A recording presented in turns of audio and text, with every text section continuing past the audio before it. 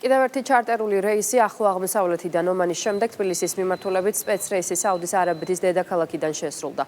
სამშობლოში 171 მოქალაქე დაბრუნდა. ახლო აღმოსავლეთში მიმდინარე საომარი მოქმედებების გამო საქართველოს მოქალაქეების სამშობლოში დასაბრუნებლად კიდევ ერთი ჩარტერი დღეს გვიან ღამით მუსკატიდან იგეგმება. საგარეო საქმეთა სამინისტროს ინფორმაციით ხელისუფლება მოქალაქეების დროულად და უსაფრთხოდ დაბრუნების უზრუნველსაყოფად ყველაფერს აკეთებს. შეგახსენებთ, რომ ახლო აღმოსავლეთის რეგიონში არსებული ვითარებიდან გამომდინარე რიგი ქვეყნების სივრცის დახურვის გამო შექმნილი სამგზავრო შეფერხებების გათვალისწინებით საქართველოს მოქალაქეებისთვის სპეციალური რეისები მთავრობის გადაწყვეტილებით სრულდება. სამშობლოში ბოლო 2 დღეში უკვე 351 მოქალაქე დაბრუნდა.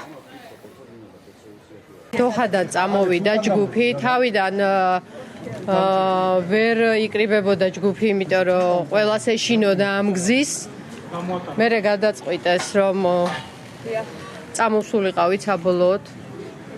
და წამოვედით მთელი ჯგუფი, სადღაც 171 კაცი ვიყავით, როგორც ვიცი რა. საგარეო საქმეთა სამინისტრო იყო ჩართული, კატარის ელჩი იყო პაკო ავალიანი ჩართული, აქეთ არაბეთის, საუდის არაბეთის ელჩი.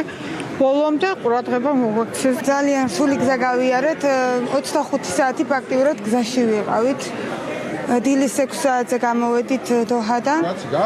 და რა ვიცი, მე ბავშვებით ვიყავი და ძალიან გაგვიჭირდა, მაგრამ არა უშავს თავარია, ჩამოვედით.